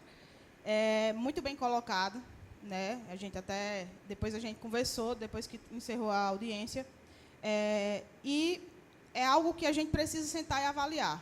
Porque, assim, dentro das nossas discussões, nós estamos dizendo que nós temos uma faixa que está variando entre 40% e 45% de vazios no perímetro urbano. Se a gente chegar com uma proposta aqui de fazer o offset para dentro, vai ser outra crítica, certo? Porque nós temos margem para isso. Os estudos estão aí, a gente fez essa estimativa, a gente fez essa consideração em relação a essa previsão do que deveria ser, do que precisa ser ocupado até esse passados 10 anos para ter uma nova revisão do plano diretor. Então, assim, é algo que tem que ser pensado, mas é algo que tem que ser pensado de um modo geral, porque isso pode ser uma consequência de uma outra redução do perímetro, entende? Porque nada mais é do que uma ampliação de perímetro que está sendo discutida em relação a essa zona de expansão urbana. É um novo perímetro, que é o que eu estou defendendo desde o primeiro dia de audiência, desde as reuniões do núcleo gestor, que a gente tem debatido muito sobre essa zona, e a gente tem colocado isso muito fortemente, que, no meu ponto de vista como popular, isso é só um perímetro novo, certo? É uma delimitação que a gente coloca uma pressão sobre a zona rural, não tem um fim específico, que eu defendi muito essa questão de, vamos utilizar essa zona de expansão. Então, a gente restringe para que quem está lá, o morador da zona rural, não seja expulso de uma forma irresponsável, certo? Então, não é algo que está descartado, isso vai ser avaliado, vai ser estudado, vai ser considerado, mas é algo que tem que ser avaliado no macro, não individualmente, certo? E é o que nós estamos fazendo e defendendo. E não descartando ainda a redução do perímetro, se for para ter essa zona de expansão, certo? Porque nós temos margem para isso. Como eu disse e repito, nas cidades é usada uma margem entre 15% e 25% de segurança para que esses vazios sejam ocupados, e é o suficiente para que sejam ocupados nesses 10 anos. As contas da gente, por estimativa, elas provam isso. Então, vocês, se tiverem algum dado que incorpore, que desfaça essa teoria, vocês estão à vontade. Na secretaria, nós estamos com o caminho aberto para que vocês discutam isso, mas dentro de discussões técnicas, certo? A gente não tem como estar avaliando individualmente cada situação, porque não aqui a gente não ocupa esse espaço, né? A gente tem que trazer uma discussão pensando num total, numa totalidade, não no individual, não no empreendedor, não, entendeu? Porque se fosse dessa forma, eu estaria simplesmente defendendo o poder público, que é o que eu represento aqui, entendeu? Então, eu não quero entrar nessa linha, mas só para deixar esclarecido, vai ser considerado, mas isso pode acarretar algumas outras alterações. Complementarmente, né, a ocupação da zona rural não é proibitiva. Ela é uma ocupação permissiva, mas regrada, né? Então, a ideia é que revejam os projetos e submetam a apreciação do licenciamento urbanístico e ambiental, né? Só uma pergunta, assim, para vocês refletirem. Alguém aqui participou dessas alterações de leis que ocorreram nesse tempo posterior a 2006? Alguém foi consultado? Eu não fui, certo? Então, é algo que deve ser refletido. Eu peço que os senhores reflitam sobre isso, certo? E isso, nós estamos discutindo uma reparação de algo que foi feito sem a nossa consulta. Nós estamos deixando o processo muito claro e evidente para que vocês contribuam, mas fazendo tudo dentro da legalidade, certo?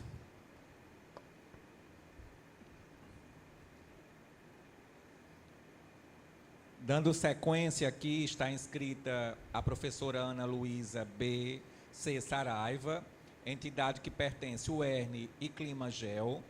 Indicação do tema JPJU e Sistema de Monitoramento. É isso? IPTU?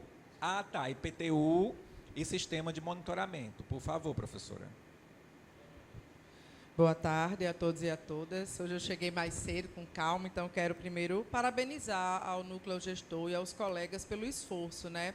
Mesmo discordando de uma parte ou de outra, é um material que Mossoró precisava e que está atrasado 10 anos. Então, só esse documento, ele já vai nos dar muitas ideias, nortear, entender melhor a cidade. Então, isso precisa ser dito, certo? Eu sei que o esforço é grande para construir um documento desse tamanho, né, com essa robustez. Sobre o IPTU, eu li e não consegui compreender direito a perspectiva do IPTU progressivo, porque eu acho que muitas das questões que os colegas empreendedores têm colocado aqui do preço da terra urbana tem a ver porque o IPTU progressivo ainda não é implementado nessa cidade.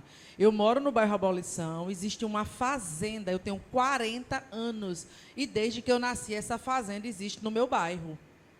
Eu não sei se os proprietários pagam IPTU e se há um IPTU progressivo, porque, teoricamente, eles não teriam sustentado aquele vazio urbano gigantesco dentro de um bairro tão grande como o Abolição. Talvez o Abolição 5 não tivesse ido para tão distante, tivesse sido construído antes, né, mais próximo do Abolição 4. Então, talvez a perspectiva do IPTU progressivo. Então, a questão é, ele vai ser válido para toda a cidade e ele vai ter regras específicas para uma zona central? Eu fiquei com dúvida. A outra questão é sobre, para as pessoas que têm boas práticas, nós já temos uma redução do IPTU. Né? Isso é possível, mas eu não consegui visualizar dentro do plano. Então, por exemplo, pessoas que têm áreas permeáveis, pessoas que seguem algumas regras de ventilação, de acessibilidade, é possível reduzir o IPTU residencial, mas eu não visualizei, não consegui visualizar lá no documento, tá certo? Sobre sistema de monitoramento, aí a sua questão, Sarina, é interessante, né? De quem foi consultado, de quem participou. Isso porque nós não temos um sistema de acompanhamento e monitoramento da implementação do plano diretor. Então, com a proposta, e aí eu parabenizo, né, pela proposta, que aí nós precisamos acompanhar, porque esse documento que foi feito em 2006, como é que ele foi acompanhado pela população? Nós já estamos em 2026, 20 anos, né? Então, a ideia da criação do monitoramento, do sistema de monitoramento do plano diretor é interessantíssima, mas eu fiquei com dúvidas sobre como incentivar a participação popular, porque hoje nós temos, infelizmente, uma redução significativa do papel e da atuação dos conselhos comunitários. É tanto assim, quem dos conselhos comunitários está aqui hoje?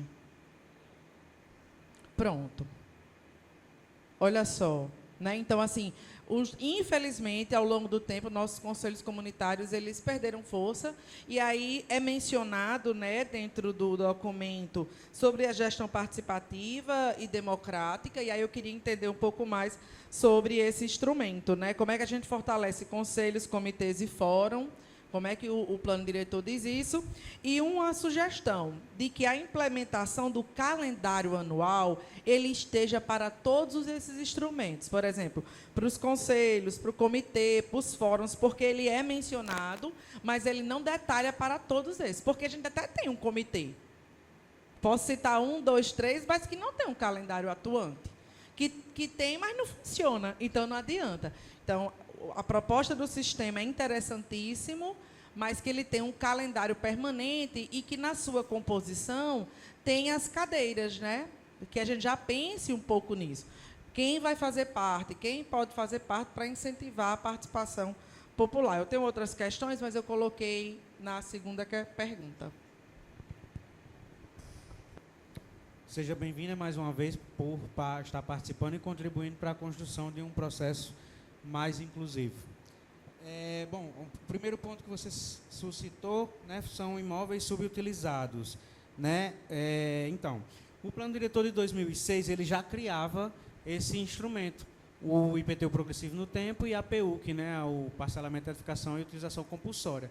Só que ele falhou em colocar de forma mais regulamentar, né, a regulamentação da aplicação desses instrumentos.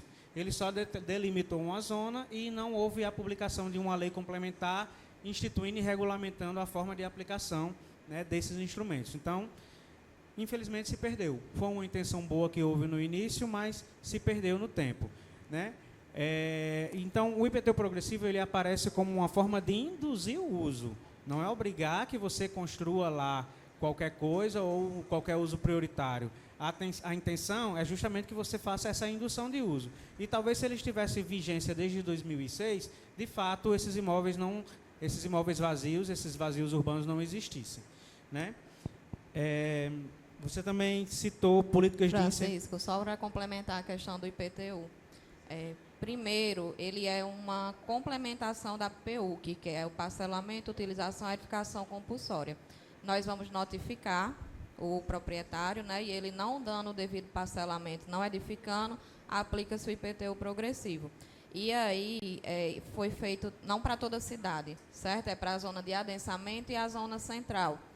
E nós também falamos isso aqui na primeira audiência, ao tratar das metas do meio ambiente, de que na letra da lei vai vir amarrado o prazo de execução desses instrumentos. Por exemplo, vai vir que a Secretaria da Fazenda tem 12 meses para fazer o planejamento e começar a executar esse instrumento, para garantir que ele não venha a ser mais uma letra da lei morta e que não seja aplicada, né? Seja como o plano diretor de 2006. Então, nós vamos ter nesse plano esse diferencial de vir o agente responsável e o prazo de execução, certo? Então, como o nosso produto 6, ele não tem essa força vinculatória, o que vai ter a minuta de lei vai ser proposto à sociedade na conferência da cidade, essas diretrizes gerais, certo? Com relação ao monitoramento que você citou, nós temos a questão de fortalecer o Conselho da Cidade, que ele até já existe também, mas não é praticado, né? Não tem a eficácia plena. Então, nós vamos, assim como esses outros instrumentos, também amarrar o plano, o prazo e o agente para executar esse Conselho da Cidade e garantir que ele realmente seja efetivo e que construa a cidade juntamente com o poder público. Então, as boas práticas, né, que você citou aí sobre a utilização dos imóveis no perímetro urbano, elas podem ser, e fica a sugestão, né, elas podem ser objeto de regulamentação e estruturação dentro desse plano fiscal a ser elaborado e implementado. Você citou algumas práticas que já existiam, né, que era o IPTU verde, né, mas nós tínhamos uma dificuldade de aplicação dessa regra, porque as regras elas eram muito rígidas, né, então a dificuldade de sair de fato esse IPTU, né, verde, acabou fazendo com que ele não fosse funcional. E aí fica a sugestão para que ele seja regulamentado aí nas políticas de incentivos também para boas práticas e não somente como uma forma punitiva, né? Você também comentou aí sobre a gestão participativa de fato e de direito, né? A regulamentação do Conselho da Cidade, como bem salientou Mariane, também passa por chamamentos públicos, né, para essa participação popular, para que as instâncias da sociedade civil organizada também possam contribuir e participar dessas decisões, né? E que esse calendário ele seja de fato publicado todos os anos, como hoje é feito a exemplo de comissões, né, ligadas à assistência social. Então, todo ano sai um cronograma das reuniões ordinárias, todo mês tem um chamamento das reuniões extraordinárias, quando tem uma pauta especial eles fazem a publicação e o chamamento. Então, a ideia é que o Conselho da Cidade ele funcione de fato e de direito nesses moldes, né? E, sobretudo, também, nós estamos vendo formas jurídicas de garantir que o plano diretor ele precise ser revisado para mudanças no perímetro, para que não venha daqui a 1, 2, 3 anos outro gestor e modifique sem passar pelo devido processo legal. Sequenciando aqui, nós temos mais uma inscrição da professora Ana Luísa B.C. Saraiva, a entidade UERN Climagel, e o tema que a professora sugere é macrozoneamento. Sim, eu seguro aqui. Mais uma questão. Consegue abrir aí um mapa? Eu acho que vocês, não sei se vocês apresentaram esse específico, que foi o da página 318. Qual o nome do mapa? Ah, tá, tudo bem. É o mapa de zoneamento de conservação municipal. Eu fiquei com uma dúvida. Em quanto tempo vocês vão encontrando, eu vou passando aqui. Sobre o macrozoneamento, né? Uma dúvida foi dentro dessa perspectiva do zoneamento da conservação ambiental, que aparece o rio Apu de Mossoró como protagonista para a zona urbana, para o município. Mas eu não consegui visualizar no documento e também nos mapas as lagoas temporárias. Que aí nós temos várias lagoas temporárias no município, né, na cidade especificamente, e eu não vi elas sendo contempladas nesse macrozoneamento, né? Aparece o rio, aparece na zona rural Furna Feia, né? Também aparece mais, acho que é lá em cima, né? Da zona rural, mas eu não vi as lagoas temporárias. E aí elas são pensadas a partir da perspectiva do nosso clima, né? Elas aparecem sazonalmente. Às vezes a pessoa vai comprar uma casa, inclusive, não visita a casa no período seco, depois no período chuvoso é que ela entende que existe ali muito próximo um córrego temporário, algo dessa natureza. Então, como é que ela pode ser contemplada? Uma outra coisa é referente ao que a colega já mencionou, a taxa de permeabilidade. Qual é a preocupação da redução da taxa de permeabilidade para essas áreas? É porque elas coincidem com a área específica de proteção ambiental. Por quê? Porque elas estão aí muito próximas do rio. Então, quando apareceu esse mapa da página 185, né, que a colega mencionou, e eu fui comparar com esses mapas do proteção ambiental, eles coincidem.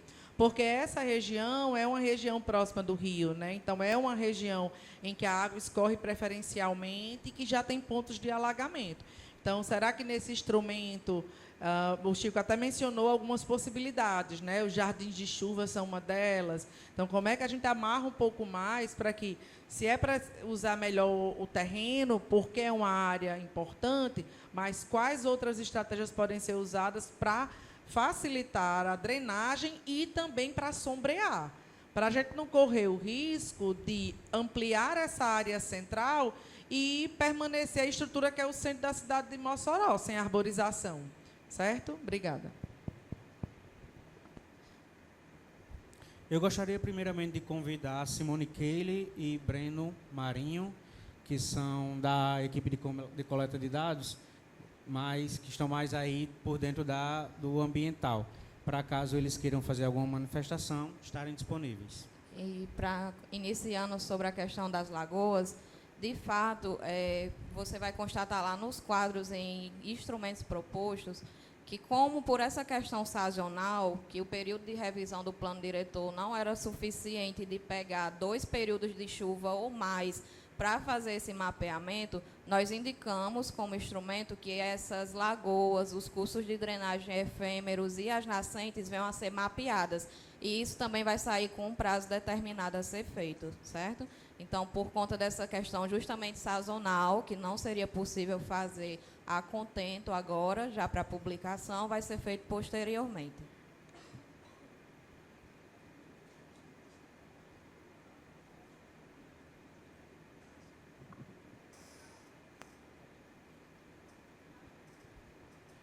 Então, o mapa da página 118 ficou aí o lapso, né, durante a apresentação, que aí ele não está completamente demonstrado aqui na apresentação, mas no produto ele está lá, né? Qual é o questionamento, né? Dentro das zonas municipais de conservação, nós instituímos, né, a ZEPA, né, a redemarcação da ZEPA, com aí eu vou falar algumas especificidades, e o reconhecimento da Ilha da Coroa, né, da área da Ilha da Coroa. Pronto, o plano 2006 trazia a EPA, certo? E em 2011 houve uma modificação nos índices em que essa EPA se descaracterizou, porque passou a ser autorizado residenciais multifamiliares nessas áreas e outros empreendimentos. Então, houve uma descaracterização nessa área, certo? Nessa nova proposta, a gente mapeou justamente essas áreas que estavam mais adensadas, deixando 50 metros, além da APP, mais 50 metros nas áreas mais adensadas, e as áreas que a gente observou maior proteção, ainda estão conservadas, ficou 100 metros, certo? A mais do que a APP, que são áreas de proteção. E voltar ao que era determinado em 2006, as restrições, né, de ocupação nessas áreas. Então, volta a ser restrito, certo?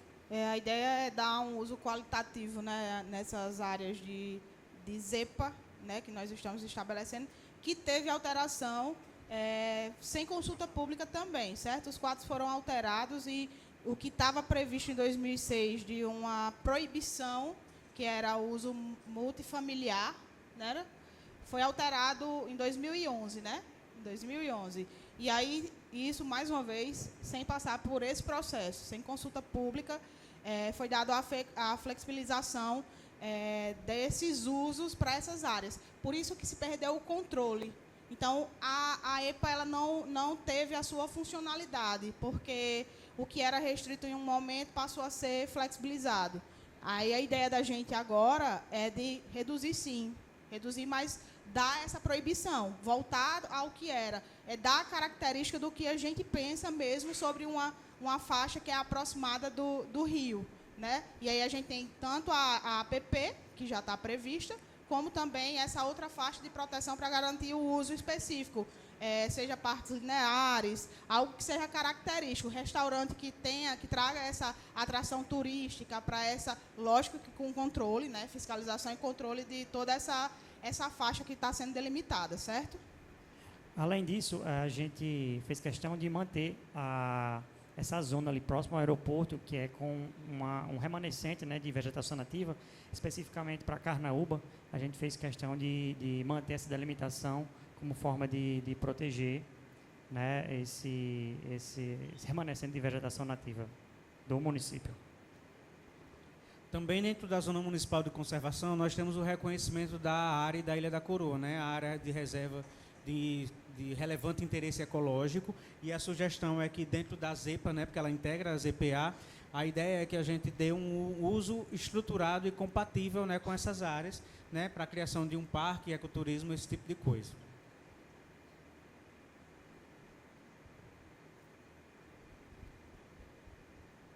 Concluímos, senhora presidente.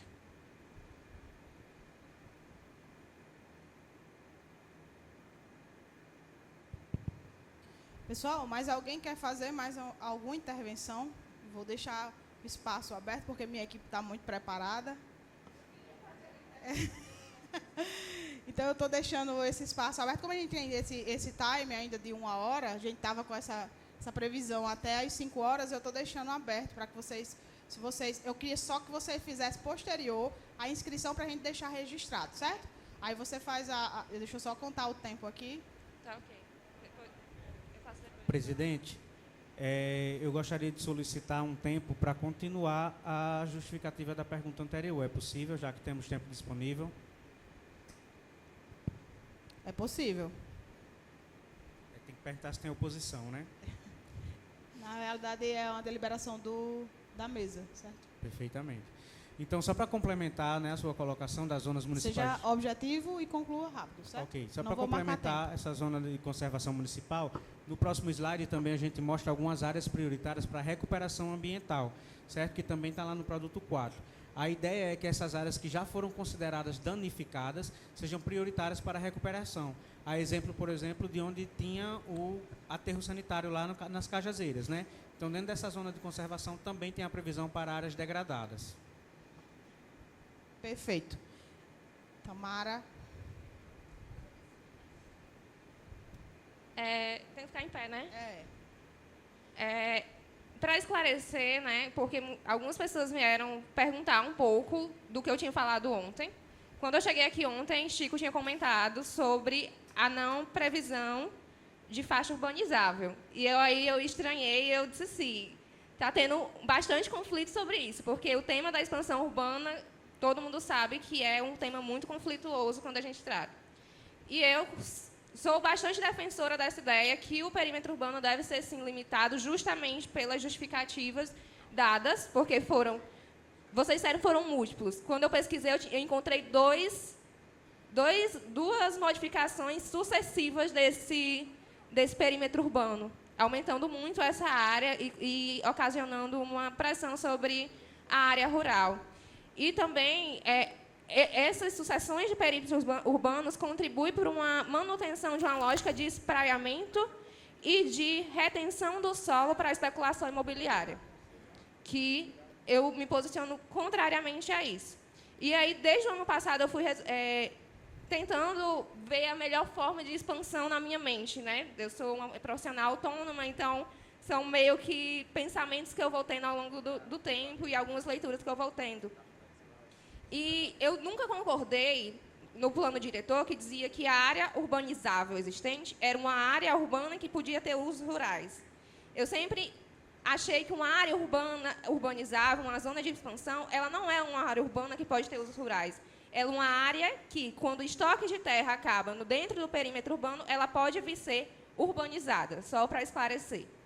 E eu sempre cogitei, sempre acreditei que a urbanização dessa área, após o consumo do estoque urbano dentro o consumo do estoque de terras urbanas dentro do perímetro urbano, acontecesse mediante pagamento de contrapartida financeira. E aí a gente tem que defender bem o que é essa contrapartida financeira. Porque não adianta, na minha visão, não adianta... Para que seria essa contrapartida financeira?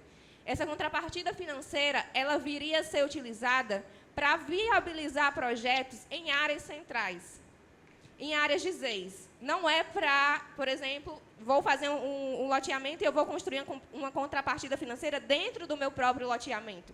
Não é isso. É para descentralizar esse investimento, até uma crítica minha, dentro do próprio Estatuto da Cidade, por exemplo, quando se trata de unidade de operação urbana consorciada, que eles dizem que os recursos oferidos dentro de uma unidade de operação urbana consorciada devem ser aplicados dentro da OCE. E eu considero que aí vai supervalorizar uma área da cidade. Então, tipo, o empreendedor vai ganhar 2 vezes o que foi investido pelo poder público. Então, é só esclarecer, porque, enfim, foi uma ideia que surgiu justamente por causa desse conflito. Como eu falei ontem, eu ainda estava meio perdida, que eu não tinha tido acesso ao produto. Eu concordo muito, eu li as fundamentações técnicas sobre a limitação de perímetro dada pela equipe técnica do plano diretor, e eu concordo com todas elas. A questão da pressão sobre as comunidades rurais, um senhor da comunidade rural falando ontem aqui comigo sobre essa pressão, e é justamente isso. E uma questão é que vai rolar muito debate ainda, né, sobre esse perímetro urbano, que eu acho que um dos principais erros, equívocos, que o plano diretor, em todas as suas revisões passadas, foi tratar a área urbanizável como um offset. Um offset do perímetro urbano, 1 quilômetro além do perímetro urbano. Porque o que ocasionou? Várias frentes de expansão urbana que geram custos para o município. Porque, por exemplo, quando a gente vê, são vários loteamentos de espécie. Então, o poder público tem que implantar uma creche em um loteamento, uma creche em outra, uma escola em outra. Isso causa prejuízos, gastos excessivos ao poder público. Então, essa é minha defesa, que se for ser feito uma área urbanizável, né, que, enfim, nos diálogos, se elenque uma frente de expansão para isso, a mais viável para isso, e que seja o mínimo possível, e que sejam mecanismos que induzam a ocupação após o consumo de terra urbanizada, dentro do perímetro urbano. Era só isso, só para esclarecer. Então, obrigado pelas contribuições, Tamara, perfeitamente colocado, mas me corrija se eu estiver errado, eu não identifiquei uma pergunta, né?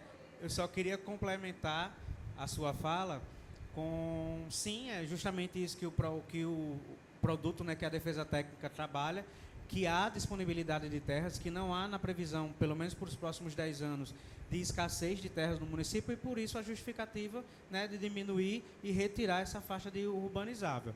Claro que as discussões não se esgotam aqui, é possível, né, que isso seja colocado em votação e seja colocado novamente à baila, mas as ideias elas estão compatíveis, principalmente com o que você está descrevendo, né?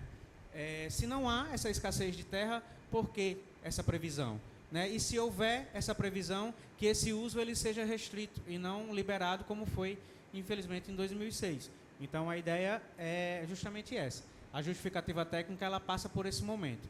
Não foi sugerido a manutenção do perímetro urbanizável, nem essa criação de reserva de terras, justamente porque o diagnóstico não identificou o déficit de terras, né? Então, é compatível, né, com a defesa técnica que estamos apresentando. Nós temos mais uma inscrição. Ok? Seu José Kleber Leonardo Alves da Silva, arquiteto e urbanista. A indicação do tema é aterro sanitário e aqui está marcado leitura do texto. Procede? Se tem previsão da implantação de um novo aterro sanitário, em que área ocorrerá sua implantação? Como? Você pode repetir, por favor, professor?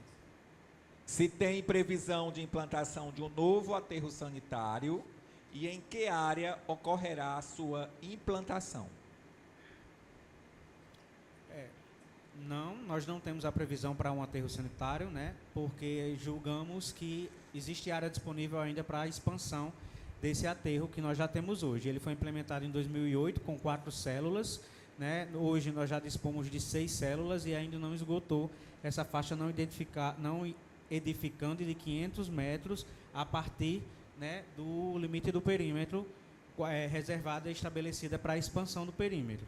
Além disso, o CONEMA, em 2010, se eu não me engano, ele estabeleceu, né, essa área não edificável como sendo de 1 quilômetro ao redor do aterro sanitário que lá existia. Ou seja, existe ainda uma reserva a mais da possibilidade de expansão desse aterro sanitário.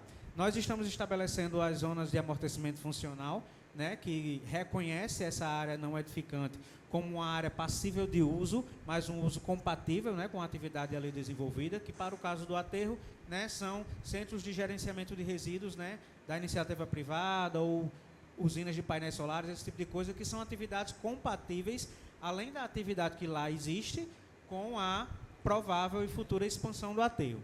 Então não há previsão, né, pelo menos para os próximos 10 ou 20 anos, de remoção do aterro, né? O que nós temos é a sugestão prática de remoção do aterro de RCC, né, que está hoje ali na saída para a Lagoinha, porque ele não é um aterro regular, apesar de ser gerenciado pela prefeitura, e não é numa área própria.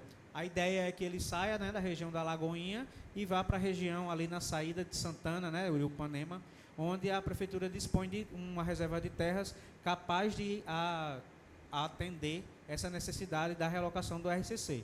Então, a gente tira esse equipamento de dentro do perímetro urbano, deixando mais terra disponível para ocupação, né, tendo em vista que o aterro de RCC ele tem um uso qualificado, né, e a sua ocupação, apesar de ter que passar por uma recuperação ambiental, é mais fácil do que um aterro de resíduos, né? E transferir essa para a saída fora do perímetro urbano, mais próxima ainda, né, permitindo a logística aceitável do perímetro urbano para o depósito de material lá.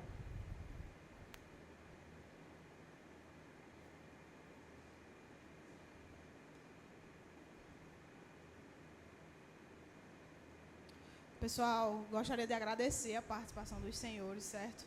Muito boas contribuições. Todo o trabalho que a gente fez foi com muita seriedade, certo? Foram noites em claro, trabalhando, porque nós, de fato, não temos o registro do que nós temos hoje. Se vocês pegarem o material para estudar, para entender o que é que está sendo colocado dentro deles, não só do produto 4, mas o que se desenvolveu durante todo esse período, é algo que a gente estava até conversando, né, com a professora, que é algo que a gente não encontra com facilidade, que nós tivemos dificuldades para até a disponibilização dos dados que estão dentro de alguns setores que a gente insistiu muito mesmo. Foram vários ofícios, a gente tentando contato com pessoas que a gente conhecia dentro dessas instituições para fornecer os dados para que a gente elencasse, né, dentro do trabalho. E foi um trabalho bem árduo e cansativo, por isso que eu defendo muito a posição e a postura que nós tivemos durante essa construção. Agradeço demais aos senhores. Toda essa contribuição ela vai ser elencada e vinculada ao núcleo gestor, né, que tem a participação da sociedade, tem seus representantes, como também o poder público, né? São 12 representantes do poder público e 12 das entidades da sociedade civil. E aí nós estamos encerrando. Foi muito bom passar esse final de semana com os senhores. Muito bom vocês não terem ido para Tibau, certo? E eu estou muito feliz, porque nós atingimos e alcançamos o objetivo que a gente tinha, que era colocar, de fato, e coletar essas informações dos senhores. A gente faz a gente pega o que a gente tem discutido e tem coisas que, de fato, a gente só consegue coletar de vocês, né, que está lá sentindo na pele o que é necessário. e nós vamos considerar todas as colocações, avaliar tecnicamente onde cabe, o que não cabe, e defender o nosso ponto de vista, porque eu estou muito segura, repito, porque foi um trabalho construído com seriedade, certo? Por toda a minha equipe, e agradecer também a minha equipe, a minha comissão de coleta de dados. Sem vocês, é muito difícil a gente estar aqui nesse momento. É uma contribuição fantástica. Eu queria convidar para vocês virem até aqui, só para ficar registrado, certo? Comissão de coleta de dados. Pessoal que trabalhou às madrugadas. Os estagiários, cadê? Estão trabalhando? Mas eu queria que vocês viessem para cá, pessoal. Por favor. Podem vir. Rápido, certo? Rápido que eu preciso concluir a audiência.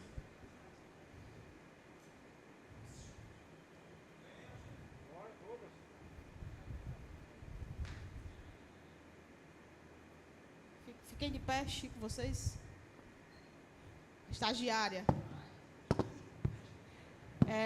Só... Desligar o projetor. Desligar o projetor?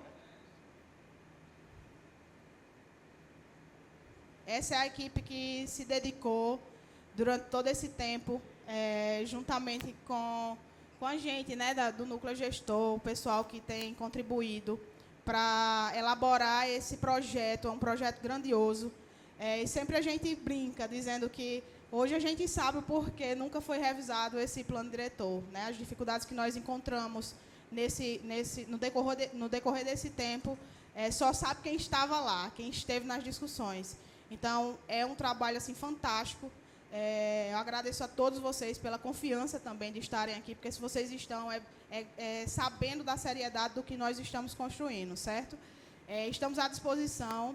E, assim, nada mais tendo a declarar, né, sobre tudo isso. Só agradecer mesmo. E está encerrada esta audiência.